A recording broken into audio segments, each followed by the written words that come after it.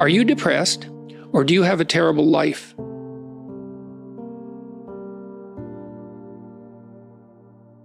So if you're depressed, as far as I can tell, you don't have a terrible life. You have friends, you have family, you have an intimate relationship, you have a job or a career, you're about as educated as you should be given your intelligence, you use your time outside of work wisely, you're not beholden to alcohol or other temptations, you're engaged in the community in some fundamental sense, and all that's working. Now, if you have all that and you're feeling really awful, you're either ill or you're depressed.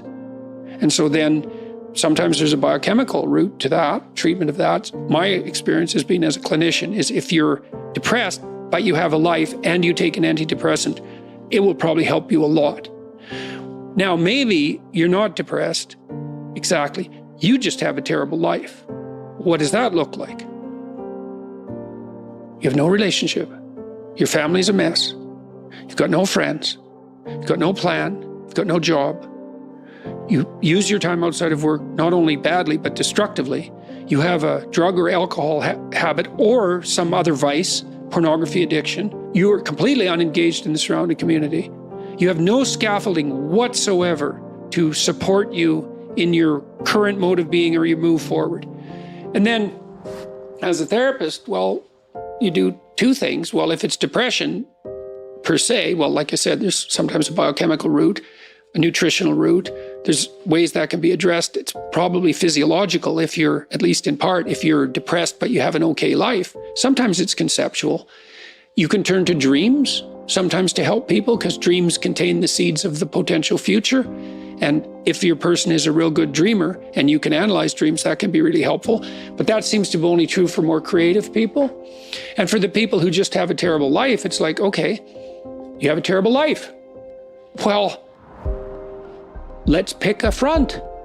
How about you need a friend, like one sort of friend. Do you know how to shake hands and introduce yourself? I'll have the person show me. So let's do it for a sec. So it's like this. Hi, I'm Jordan. And people don't know how to do that. And then they can't even get the ball rolling. And there's these elementary social skills that hypothetically, if you were well cared for, you learned when you were like 3. Yeah. And sometimes I had lots of clients to whom no one ever paid any attention. We were talking about 80% of the time, but she'd never been attended to properly, ever. And so she was an uncarved block in the Taoist sense, right? She hadn't been subjected to those flaming swords that separated the wheat from the chaff. And so you can do that in therapy.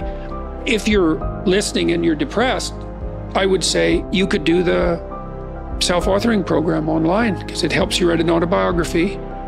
And so if you have memories that are more than 18 months old that bother you when you think them up, part of you is locked inside that.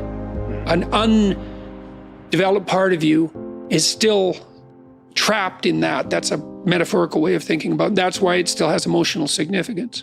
So you can write about your past experiences, but I would say wait for at least 18 months if something bad has happened to you, because otherwise you just hurt yourself again by encountering it. You can bring yourself up to date with an autobiography. There's an analysis of faults and virtues. That's the present authoring. And then there's a guided writing exercise that helps you make a future plan. That's young men who do that, could go to college. Young men who do that, 90 minutes, just the future authoring, 90 minutes. They're 50% less likely to drop out. That's all it takes.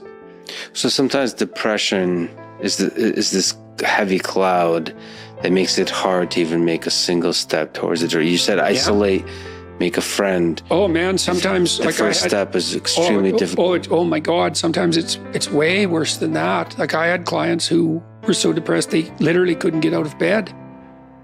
So what's their first step? It's like, can you sit up once today? No. Can you prop yourself up on your elbows once today? Like you scale back the dragon till you find one that's conquerable, that moves you forward. There's a rubric for life.